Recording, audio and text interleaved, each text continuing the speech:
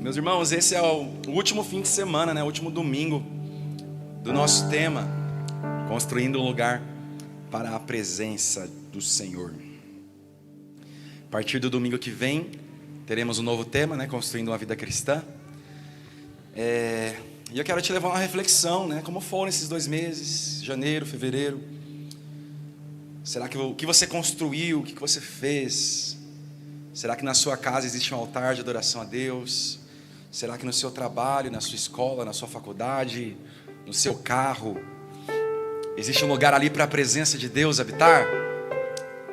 Porque esse é o objetivo, né, meus irmãos? Nós estamos aqui pregando a respeito disso, orando a respeito disso. O Senhor, principalmente, tem se movido nessa direção.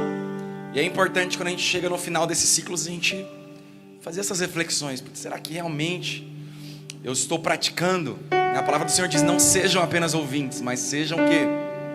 Praticantes. Então faça a reflexão na sua vida. O que mudou nesses meses? Será que você está mais sensível à presença de Deus? Amém? Então nós estamos nesse último domingo e eu quero fazer uma chamada oral aqui agora. Eu vou descer.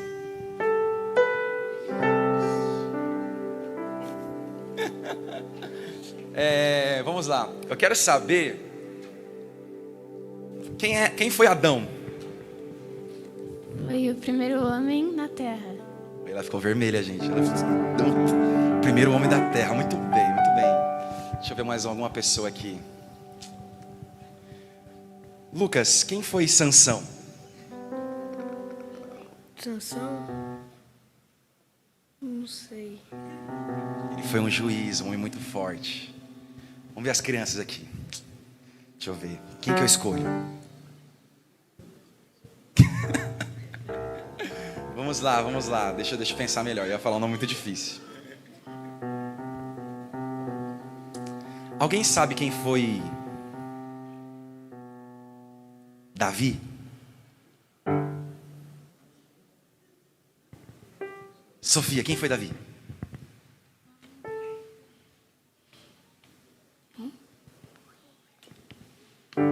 O rei?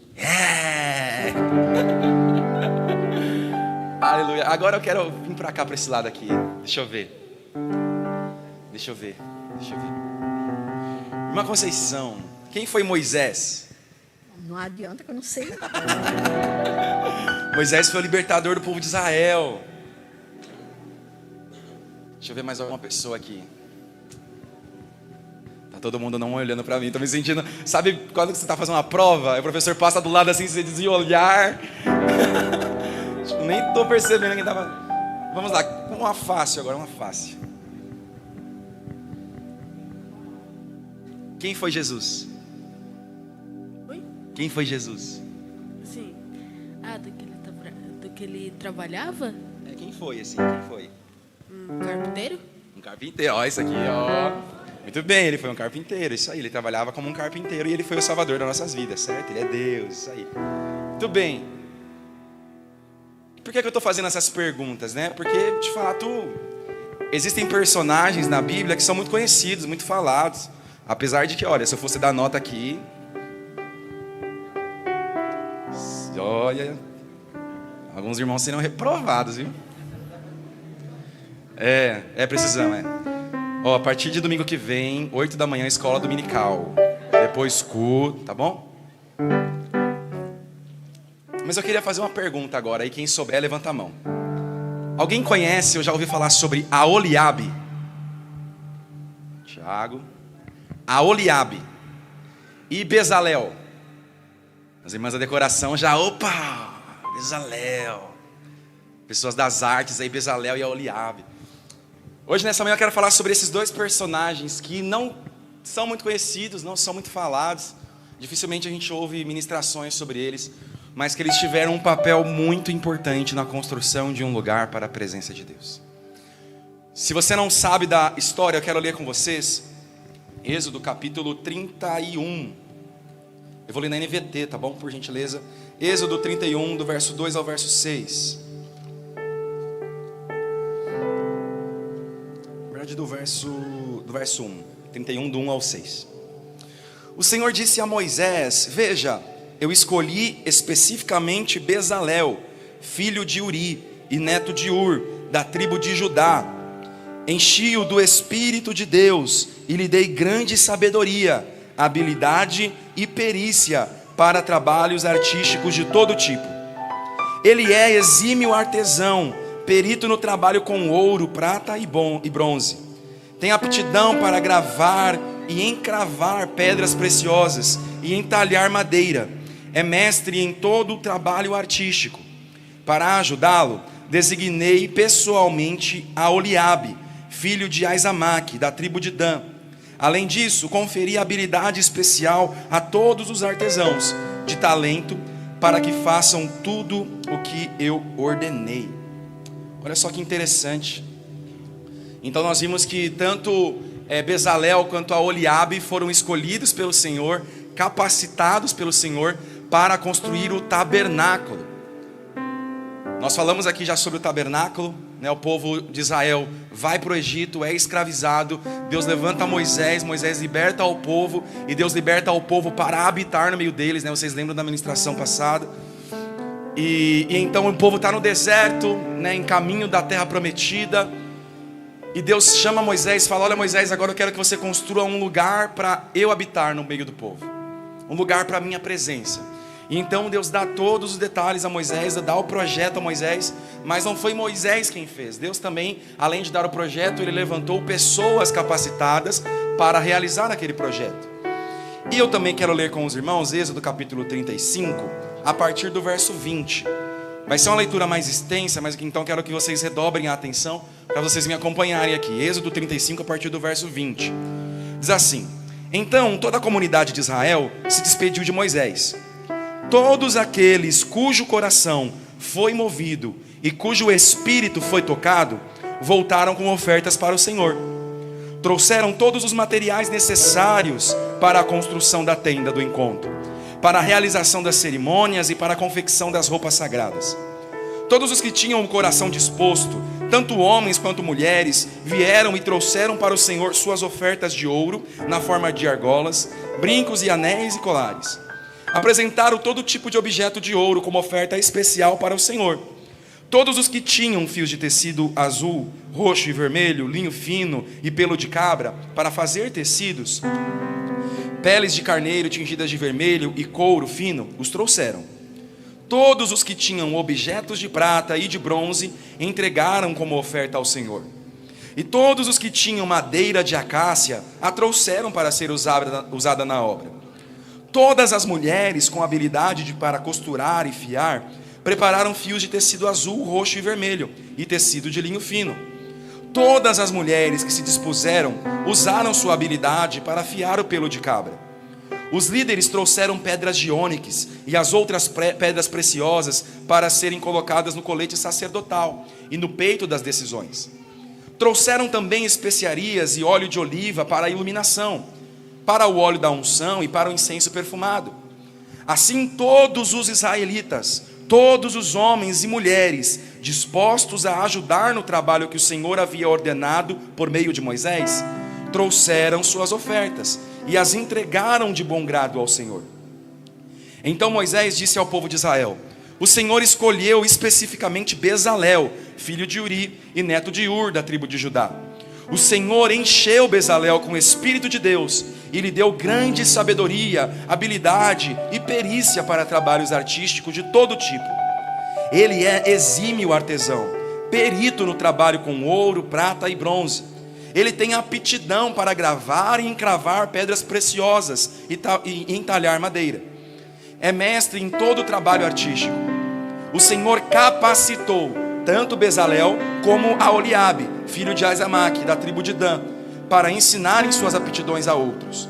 O Senhor lhes deu habilidade especial para gravar, projetar, tecer e bordar linho fino com fios de tecido azul, roxo e vermelho. São excelentes artesãos e projetistas. 36. O Senhor deu sabedoria a Bezalel e a Oliabe, e os demais artesãos talentosos, e os capacitou com habilidade e entendimento, para realizarem todas as tarefas relacionadas à construção do tabernáculo. Eles o construirão conforme o Senhor ordenou. Moisés chamou Bezalel, Aholiabe e os demais artesãos, especialmente capacitados pelo Senhor, e que estavam dispostos a realizar a obra.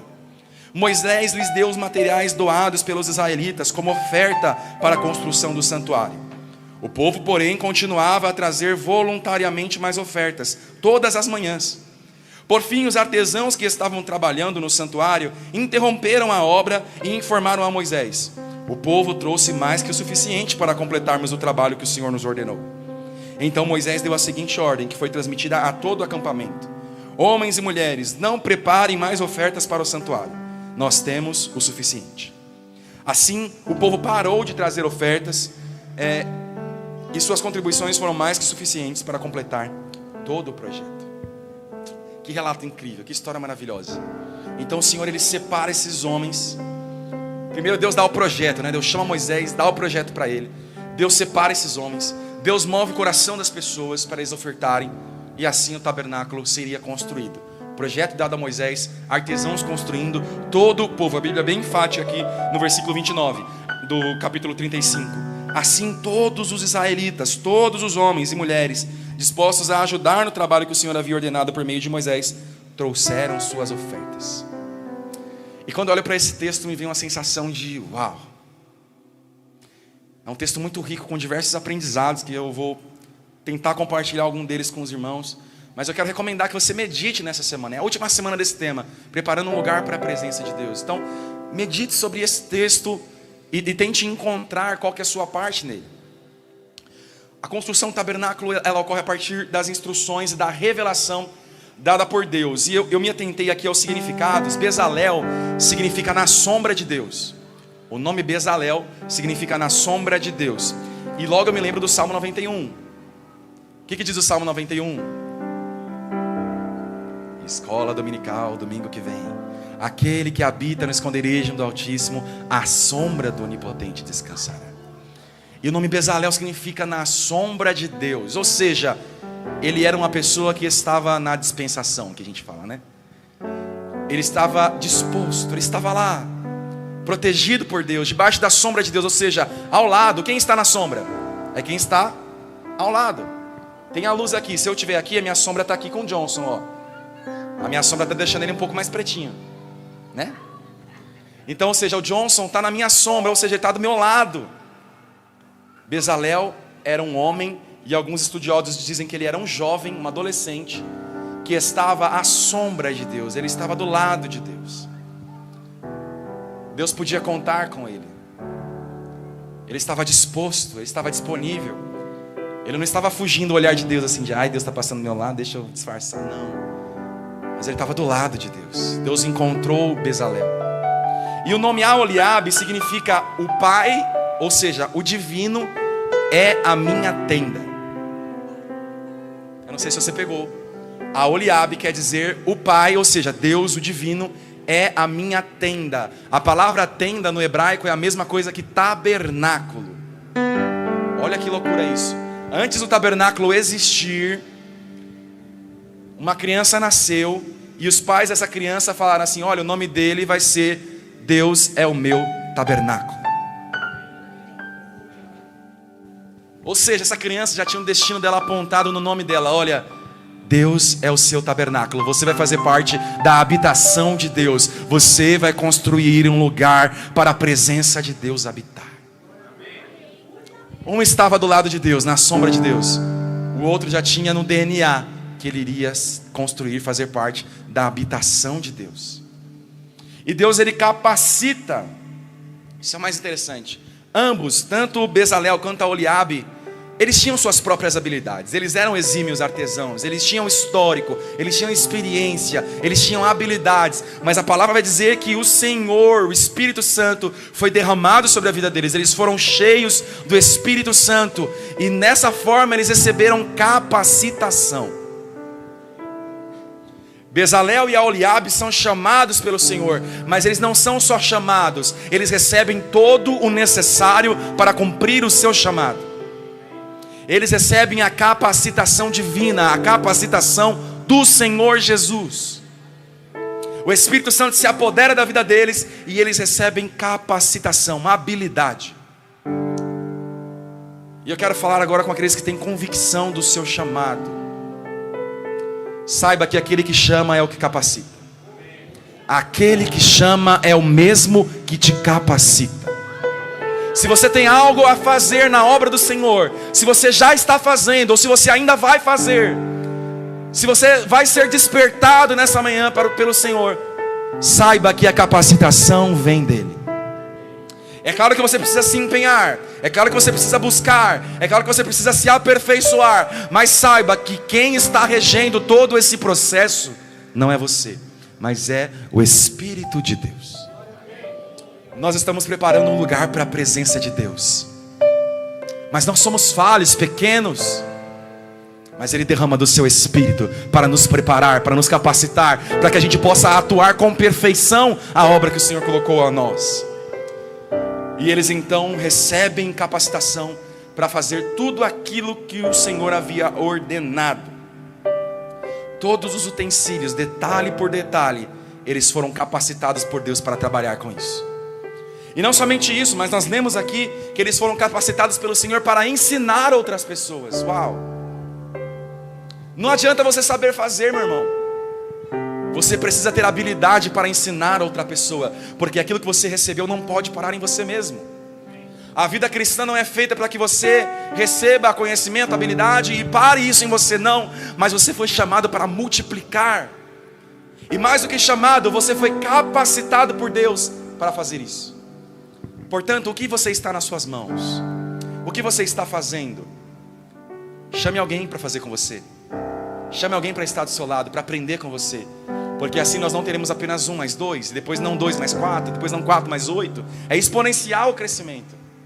Quanto mais pessoas souberem, melhor vai ser o trabalho, melhor vai ser o crescimento do reino, da igreja do Senhor. E isso é uma lição não apenas para a igreja, mas para a sua vida. Não carregue, não faça com que você seja, que as pessoas dependam unicamente e exclusivamente de você. Se no seu trabalho só você sabe fazer alguma coisa, multiplica isso. Não crie essa dependência. Então, primeiro ponto dessa mensagem: toda a capacidade de servir vem de Deus. Ele quem nos chama, e na sua multiforme sabedoria, Ele capacita pessoas com diferentes dons, habilidades e talentos. É Ele quem capacita. E Ele não só capacita, mas Ele também direciona. Porque Bezalel e Aholiabe, eles não foram chamados pelo Senhor e olha, agora se vira, faz aí, não. Mas eles deviam seguir a revelação de Deus. Deus, Ele revela todo o projeto, detalhe por detalhe, quais materiais que deveriam ser usados, qual que é a posição, qual que são os tamanhos.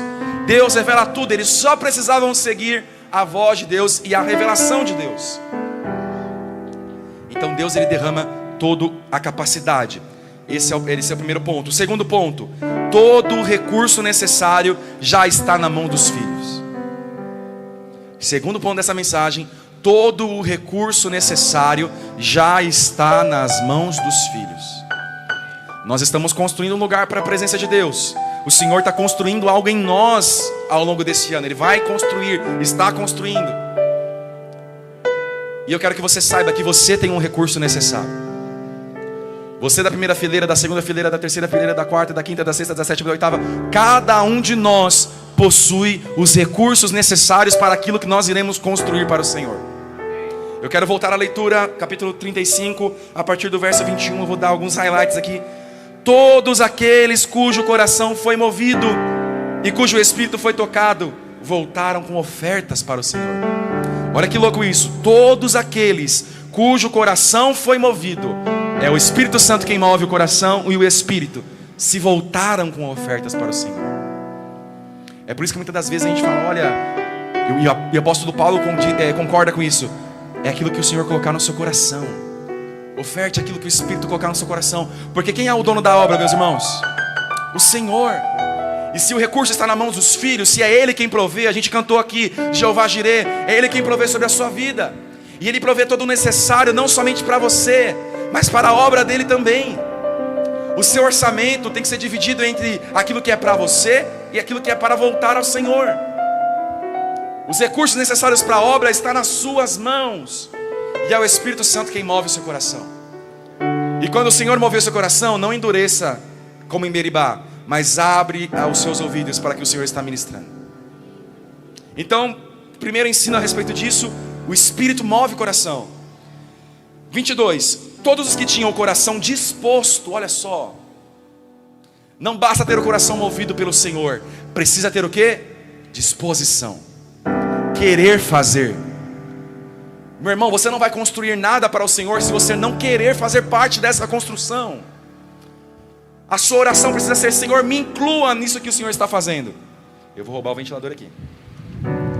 Você já está com um aí, Jones. A sua oração tem que ser: Senhor, me inclua naquilo que o Senhor está fazendo, aquilo que o Senhor quer construir na CEPAC, aquilo que o Senhor quer fazer em Americanópolis, no Jardim Miriam, em São Paulo, no Brasil, nas nações. Me envolva. Coração disposto.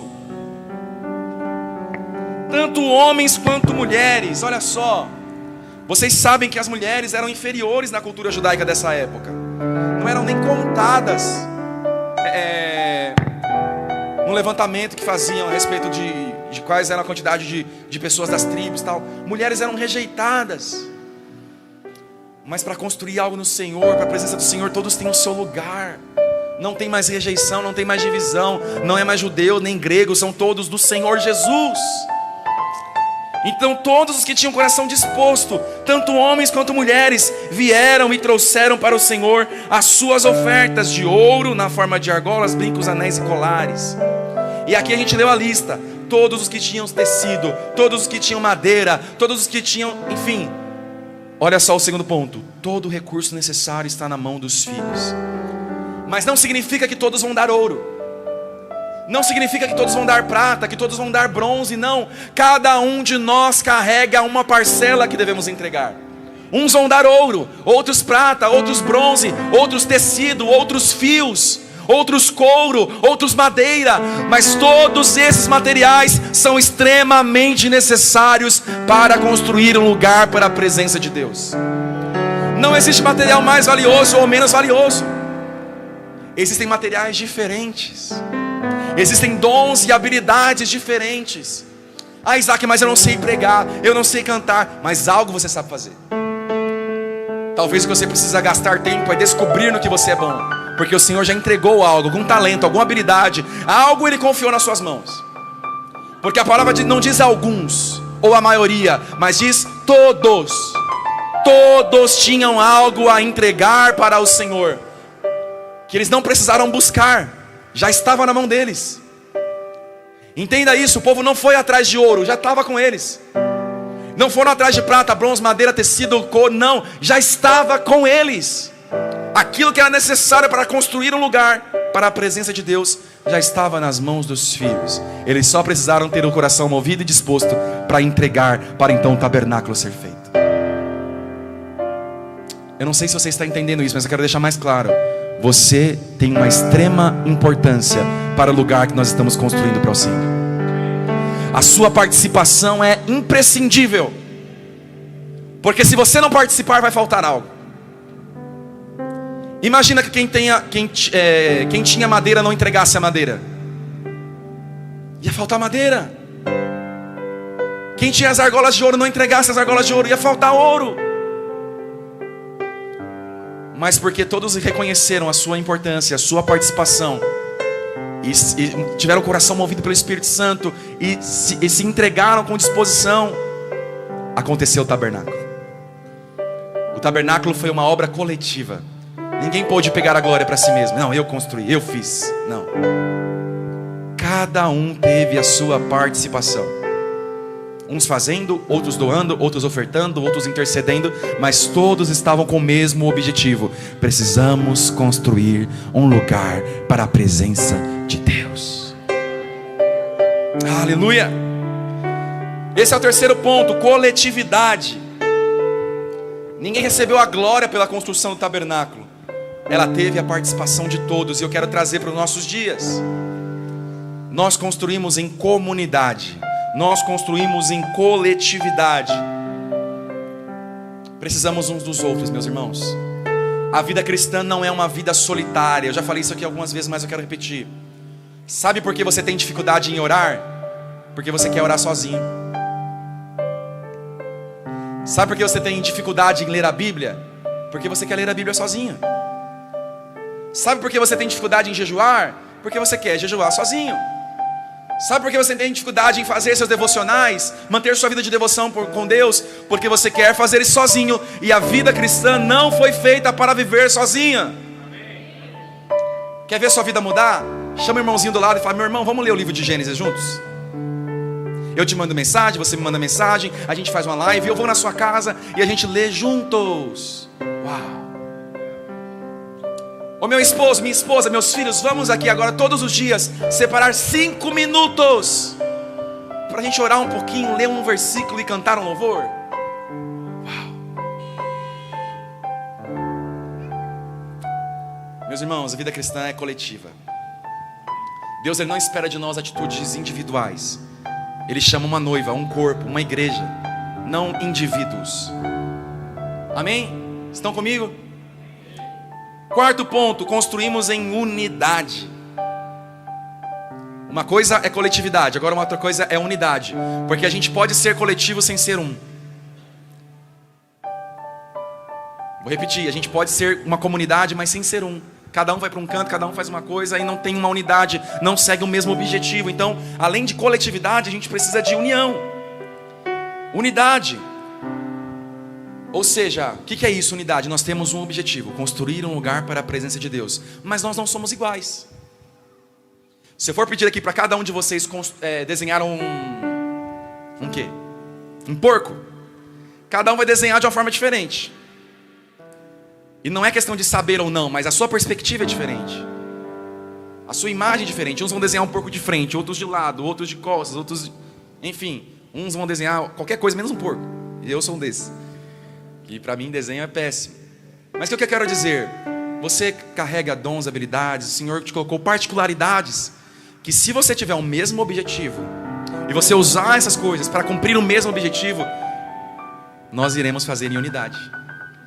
Vamos dar um exemplo. Para um culto acontecer, o que é preciso ser feito? Eu quero interagir com vocês. Para esse culto acontecer, o que precisou ser feito? Quem pode falar uma coisa? Levanta a mão e fala. Irmãos, a igreja ser limpa, união, coisas mais tangíveis, gente. Para o culto acontecer, o que precisa? Louvor, iluminação, quem? Palavra, alguém para pregar, instrumentos, alguém para tocar, abrir a porta, se não abrir a porta, o culto vai ser lá fora. Quem mais? O que mais precisa para o culto acontecer? Sonoplastia. Olha a risada. Meus irmãos, muitas coisas, muitas pessoas são envolvidas nisso. Para hoje nós estarmos aqui sentados nesse ambiente, muita coisa aconteceu.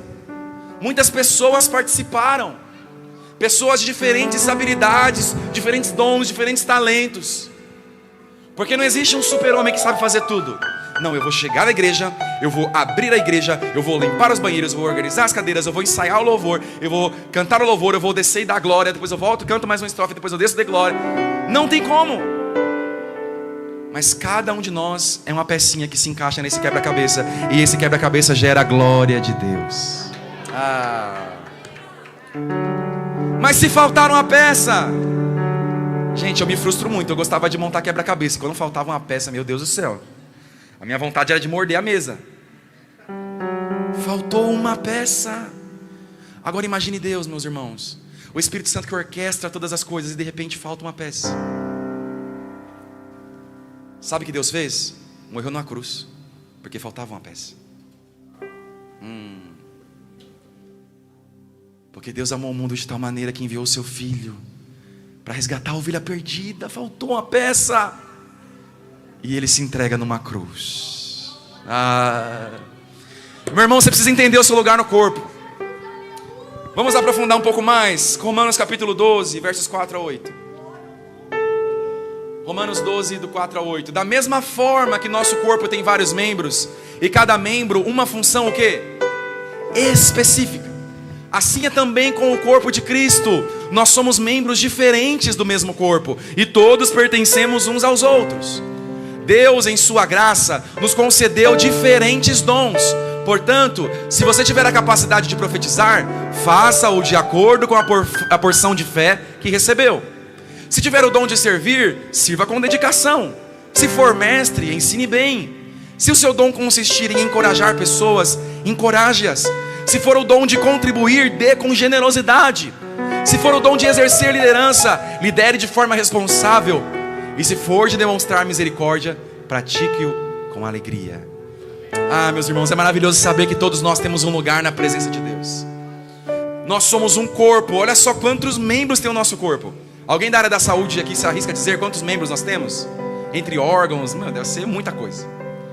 Todos os órgãos, todos os membros, todos têm uma extrema importância. Vamos ler em 1 Coríntios capítulo 12, dos versos 12 a 18. Paulo vai destrinchar um pouco melhor isso.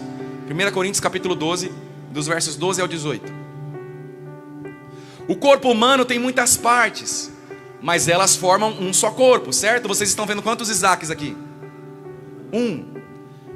O mesmo acontece com relação a Cristo. Alguns de nós são judeus, alguns são gentios, alguns são escravos e outros são livres, mas todos nós fomos batizados em um só corpo pelo único Espírito, e todos recebemos o privilégio de beber do mesmo Espírito. De fato, o corpo não é feito de uma só parte, mas de muitas partes diferentes. Se o pé diz, não sou parte do corpo porque não sou mão, acaso por isso deixa de ser parte do corpo? E se a orelha diz, não sou parte do corpo porque não sou olho, será que por isso deixa de ser parte do corpo? Se o corpo todo fosse olho, como vocês ouviriam? E se o corpo todo fosse orelha, como sentiriam o cheiro de... Tá estranho, né? A orelha não sente nada, né? Pode passar. Mas nosso corpo tem muitas partes, e Deus colocou cada uma delas onde Ele quis. Uau! Olha só isso, gente. Vocês estão vendo aqui o que? Minha cabeça, meus olhos. Mas dentro de mim tem coisas que vocês não estão vendo. Mas se elas não estiverem trabalhando, meu amigo, é fim. Esses dias eu estava conversando com meu pai, e meu pai falou, olha, eu estou me encaminhando para os 60 anos. Há 60 anos meu coração está batendo.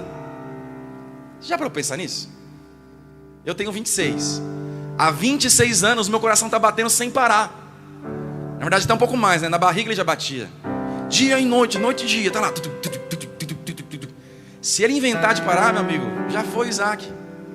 Não importa se eu tenho um físico esbelto, o coração parou, já era.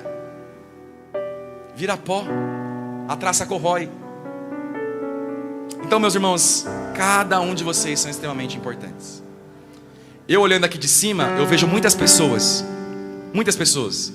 idades diferentes, cidades diferentes, profissões diferentes, temperamentos diferentes, pessoas muito diferentes. Mas se você diminuir um pouco o espectro, você vai ver uma coisa só: a igreja de Cristo, a noiva do Cordeiro. Nós temos muitas cadeiras aqui, mas há uma unidade nisso. O corpo de Cristo está aqui. Ah, meu irmão, que poderoso isso é. Você já parou para pensar o que significa corpo de Cristo? Quero refletir com os irmãos aqui. Corpo, o que o corpo faz? Se move, certo? Se eu não tiver um corpo, eu não vou me mover, porque eu não tenho um corpo. Se minhas pernas não funcionarem direito, eu não vou conseguir me mover. Agora, quando Paulo diz, vocês são o corpo de Cristo, o que é isso? É por onde Cristo se move. Certo ou estou errado? Estou falando heresia aqui ou não? Por onde Cristo se move na terra? Quais são as mãos que Deus usa para tocar na terra, para tocar na vida de alguma pessoa? O corpo de Cristo. Por qual boca Deus fala? Corpo de Cristo. É claro que Deus fala de diversas outras formas, mas seguindo essa dinâmica, é através de mim e de você juntos, meu irmão, que Deus é revelado. Deus, ele é conhecido na reunião de todos os santos. Só assim nós saberemos, junto com todos os santos, a altura, a largura, a profundidade do amor de Cristo. Porque cada um de nós carrega uma experiência a respeito de quem Deus é. Você pode ter tido uma experiência que Deus se revelou a você de uma forma que não se revelou a mim. Por exemplo, eu nunca me desviei, sempre estive na igreja. Glória a Deus por isso. Mas eu confesso para vocês que já teve momentos que eu pensei: nossa Deus, que chato, nem me desviei. Eu não sei como que é isso. Eu não tenho um testemunho de eu fui macumbeiro e não sei o que, traficava drogas, matava e agora não estou aqui. Não tenho esse testemunho. Ainda bem, né? Graças a Deus por isso. Mas olha só, tem pessoas que têm aqui sentado do seu lado. Aí você começa a pensar: uau, mas como Deus ama essa pessoa também. Que amor é esse? Uau. Unidade, meus irmãos. É assim que nós construímos um lugar para a presença de Deus. Estou finalizando já. Eu quero ler agora os versículos finais, mas antes, Efésios 4, versículo 15 e 16. Efésios 4, 15 e 16. Essa é uma mensagem mais curta, mais objetiva. Eu quero que você saia claramente o que você tem que fazer aqui. Efésios capítulo 4, versos 15 e 16. Em vez disso, falaremos a verdade em amor, tornando-nos em todos os aspectos cada vez mais parecidos com Cristo, que é a cabeça. Ele faz com que todo o corpo se encaixe perfeitamente, e cada parte, ao cumprir sua função específica, ajuda as demais a crescer, para que todo o corpo se desenvolva e seja saudável em amor. Assim como no tabernáculo, Deus ele trouxe uma revelação sobre como as coisas devem ser feitas. Deus ele se moveu e capacitou pessoas para fazerem. E Deus ele se moveu e colocou nos corações expostos a trazerem recursos. Da mesma forma é com a igreja. Deus é o cabeça, Cristo é o cabeça. É Ele quem dá direção, é Ele quem dá revelação. É Ele quem fala: olha, vamos por esse lado, vamos por aquele lado. Mas é Ele também quem levanta pessoas e capacita partes do corpo diferentes. O ouvido ouve, o nariz cheira, a boca fala, os olhos veem, a mão pega, o pé anda. Tudo tem a sua atribuição específica. E quando cada um de nós cumpre sua função específica, o que acontece com o corpo de Cristo? Ele cresce, se desenvolve, é saudável. Precisamos ter uma igreja saudável, certo? Uma igreja que está em crescimento, não para a glória da CEPAC, de nós mesmos, mas para a glória de Deus. Quanto mais saudáveis formos, mais Deus vai receber glória.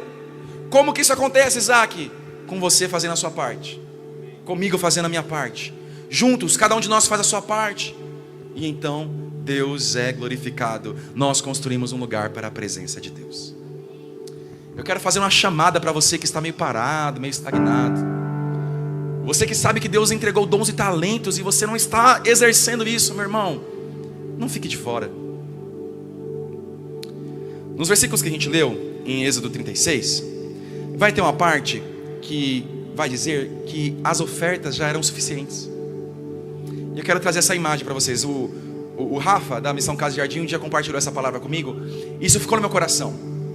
Quando eles estavam no processo de compra da base, ele ministrou um pouco disso para mim assim. Ele falou: Isaac, imagina você ficar de fora do que Deus está fazendo. Eu quero promover essa mesma reflexão para vocês. Imagine você ficar de fora daquilo que Deus está fazendo. Pensa comigo, todo Israel se mobilizando para trazer ofertas ao Senhor, homens e mulheres. Imagina a fila para chegar num lugar onde era depositado essas ofertas. Então está todo mundo na fila, eu estou na fila, o John está na fila, todos nós estamos na fila, entregando com alegria, porque eles estavam dispostos, eles estavam participando da construção de um lugar para a presença de Deus habitar. Pensa isso, você tem um pedaço de madeira, mas é esse pedaço de madeira que vai servir para a construção de um todo. Você tem um pedaço de linha, mas é esse pedaço de linha que vai ser utilizado para costurar a cortina do tabernáculo. Uau!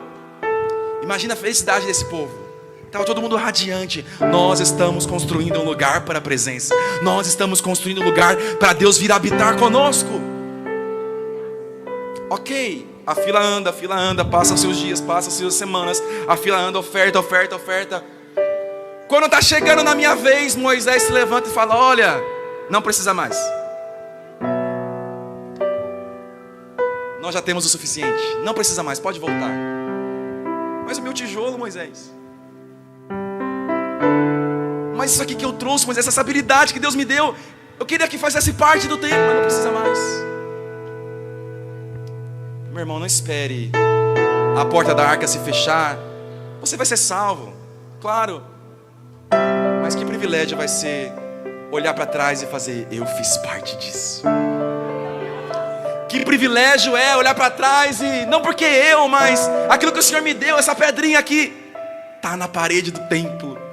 A minha pedrinha está ali na parede do templo, que alegria! Quanto mais os dias passam e você não faz nada, você pode correr esse risco de chegar na sua vez da fila e Moisés falar: pode voltar, não vai ser mais necessário não, tá bom? Obrigado. E como você vai se sentir? Cada um de nós vai receber a recompensa por suas obras. No grande dia do Senhor, nós seremos recompensados por nossas obras. Mas existem diversos tipos de obras. Uns são palha. O Senhor vai colocar no fogo para provar a pureza dessa obra e vai queimar. Tem nada.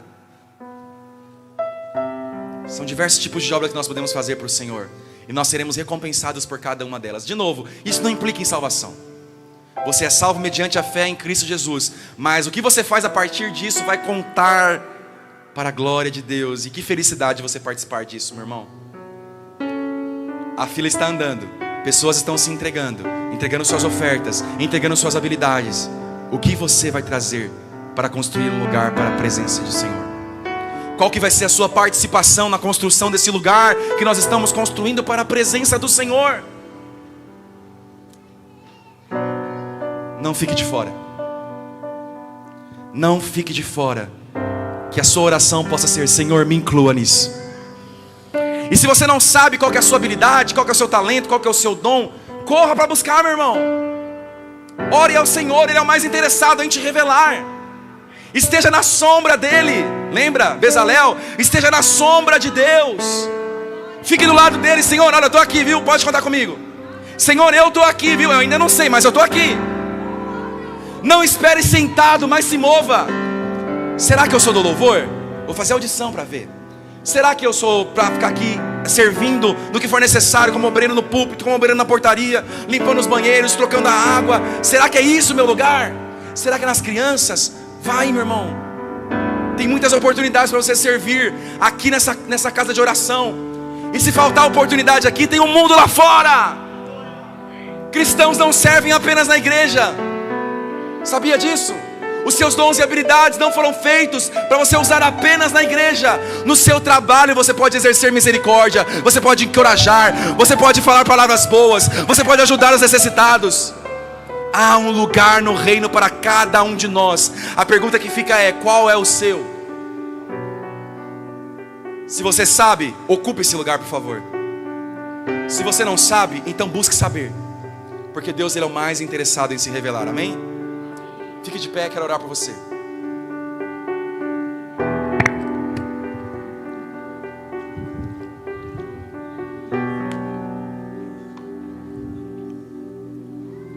Nós não construímos um lugar para a presença de Deus pelas nossas próprias habilidades e capacitações, mas nós construímos porque Ele nos capacita.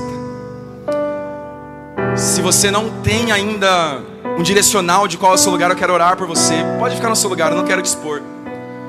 Vamos todos nós fazer duas orações. A primeira oração, para que Deus revele qual que é o lugar e a participação de pessoas aqui. Vamos juntos, como um corpo, porque nós somos um corpo. Talvez tenham pessoas que não estão cumprindo sua função, e isso é prejudicial para todos nós. Outro ponto que eu queria reforçar: quando você não faz a sua participação, quando você não está ocupando o seu lugar, você não se prejudica somente a si mesmo, mas todo mundo é prejudicado. Se o meu rim parar de funcionar, todo o meu corpo vai ser prejudicado, porque ele não está no lugar dele, fazendo o que ele deve ser. Se o meu olho quiser ser ouvido, como que eu vou enxergar? Então, só lembrando, vamos todos orar agora, para que o Senhor traga um espírito de revelação, para entender qual que é o lugar das pessoas no reino de Deus. Quais são os dons, quais são as habilidades. Assim como Ele levantou o Bezalel e a Oliabe, Ele vai levantar pessoas aqui nessa manhã. Assim como Ele capacitou o Bezalel e a Oliabe, Ele vai capacitar pessoas aqui nessa manhã. Porque Ele é o cabeça, Ele é o Senhor da obra, Ele que dá o comando, Ele que dá a revelação, Ele que dá o direcionamento. Nós só precisamos orar: Senhor, eis-nos aqui.